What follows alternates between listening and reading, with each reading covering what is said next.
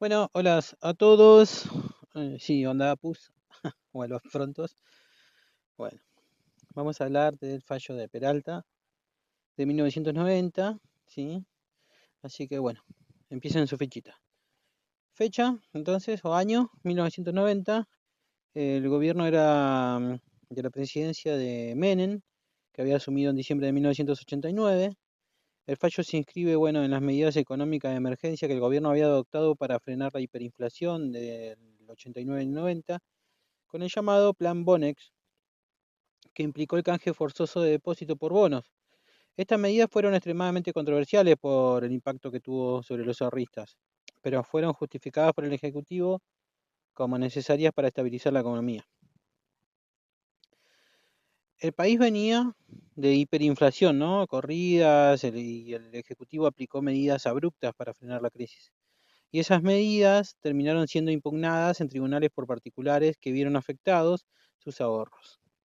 El Poder Judicial tenía que decidir hasta qué punto la emergencia económica permite que el Ejecutivo restrinja derechos económicos, como la propiedad o los contratos, por vía de un decreto.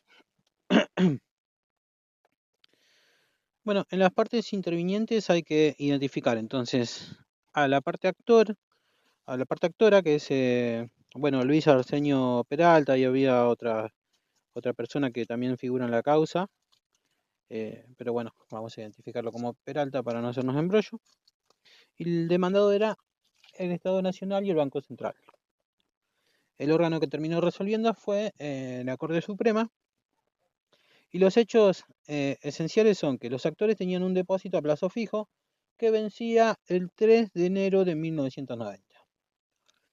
El Poder Ejecutivo había dictado el decreto 36/90, ¿sí?, que limitó la devolución de los depósitos a plazo fijo hasta un tope de 1.000.000 y estableció que el excedente se abonara mediante bonos externos, ¿sí? Em, los famosos Bonex 89. Paralelamente, el Banco Central dictó comunicaciones para instrumentar la medida.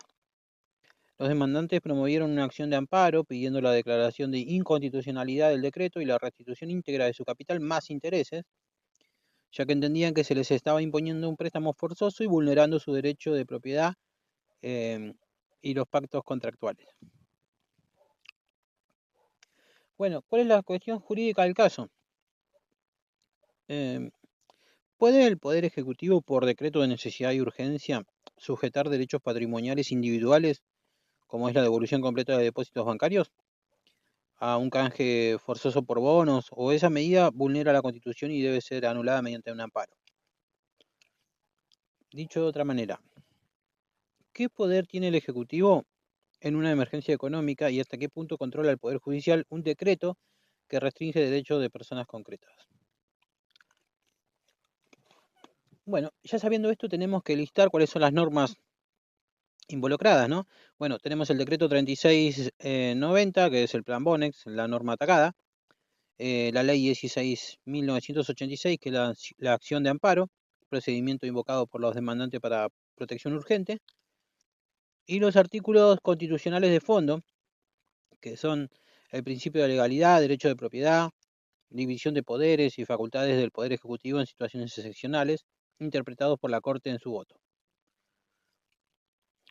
El recorrido que tuvo en el proceso brevemente es el siguiente. En una primera instancia se rechazó el amparo no prosperó inicialmente.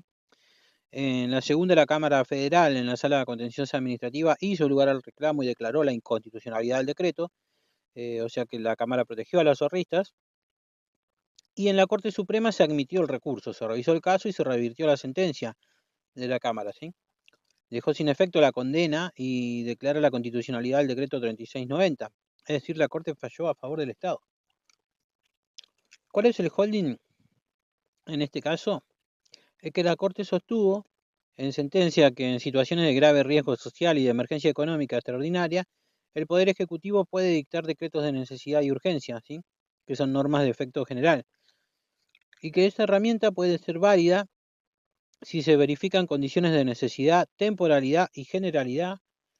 Además, indicó que la inacción o la conducta del Congreso ante medidas análogas o la legislación relacionada pueden entenderse como aquiescencia o aceptación de la solución política adoptada por el Ejecutivo, lo que también influye en la evaluación de la validez del decreto.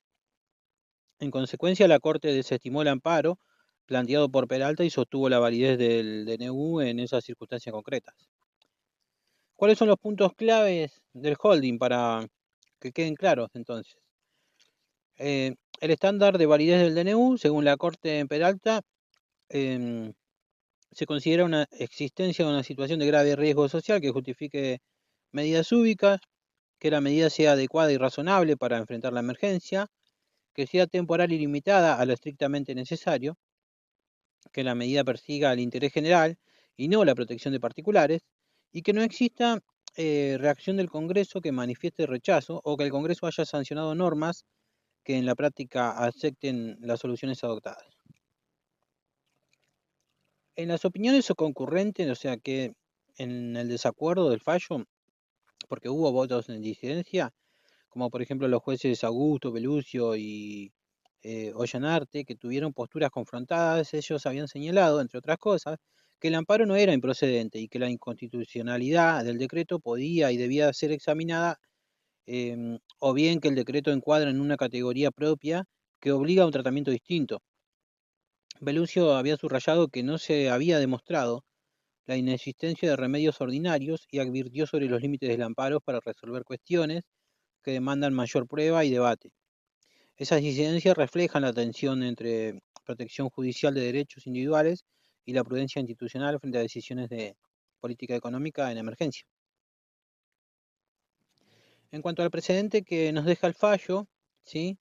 Es uno de los leading case, o sea, sobre DNU en Argentina, que fijó una línea jurisprudencial que permite al Ejecutivo actuar en emergencias económicas con decretos que tienen efectos parecidos a la ley, siempre y cuando se cumplan los requisitos de necesidad, temporariedad y proporcionalidad.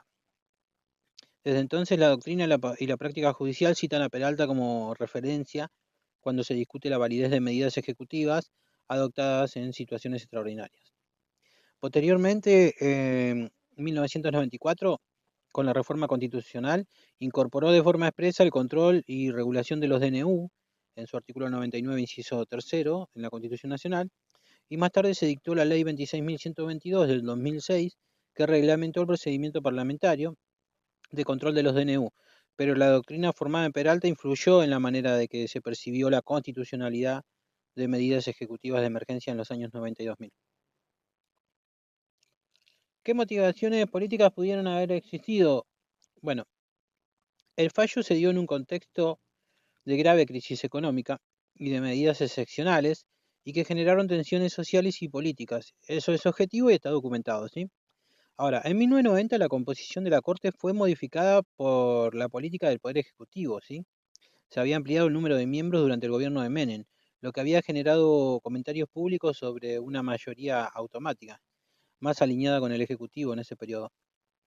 Observadores y la prensa habían hecho notar que la nueva integración tuvo influencia en la orientación de ciertos fallos de esa época, y esa es una realidad histórica que muchos analistas mencionan. Bueno, ¿por qué importa esto para interpretar el fallo? Porque cuando la Corte decide en favor del Ejecutivo, en un caso que habilita un amplio uso del DNU en materia económica, no puede comprenderse solo como una solución técnica jurídica. Hay un sustrato político, ¿sí? Una presión por estabilidad, vocación de medidas rápidas, costo social de inacción. eh, los críticos sostienen que la decisión fue muy diferente al Ejecutivo y que eso expandió la capacidad testimonial del presidente para legislar por decreto en supuestas emergencias. Los defensores, bueno, alegan que la excepcionalidad de la crisis justifica una respuesta judicial menos estricta porque el objetivo fue proteger el interés general.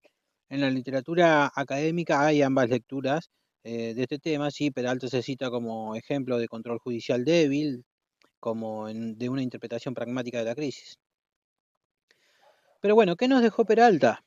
Entonces, bueno, la crítica principal, ¿sí? Que Peralta fue interpretado por muchos como una decisión muy diferente al Ejecutivo, que expande el margen de maniobra presidencial en materia legislativa de emergencia y debilita la tutela judicial de derechos patrimoniales. La crítica política añade que la composición de la Corte en 1990 facilitó esa deferencia. Y en cuanto a la enseñanza jurídica, el fallo nos aportó un test para evaluar los DNU: necesidad, temporalidad, proporcionalidad y finalidad general, que todavía se cita como orientación con la reforma constitucional y leyes posteriores al instrumento, eh, que se había regulado más, ¿no? Pero la doctrina de Peralta permanece viva como antecedente. Bueno, entonces, como conclusión, para quedarse con lo esencial, Peralta, dijimos desde el 1990, confirmó que ante una emergencia económica grave, el Ejecutivo puede dictar decretos de necesidad y urgencia que afecten derechos patrimoniales si es que cumplen con los requisitos que ya dijimos, que son necesidad, proporcionalidad, temporalidad y finalidad general. La Corte en ese caso concreto había validado el plan Bonex y desestimó el amparo. El caso es un hito en la jurisprudencia de nuestro país sobre los DNU porque marcó criterios que la doctrina y los tribunales siguen discutiendo, y a la vez generó críticas por su grado de deferencia al Ejecutivo. Para interpretar fallos en el futuro sobre emergencias hay que aplicar entonces la chuleta de proporcionalidad más necesidad más temporalidad más finalidad general y comparar si la medida realmente está respetando esos límites. Bueno, hasta acá lo que necesitamos saber de Peralta, y creo que hay un par más, así que nos vemos en el próximo.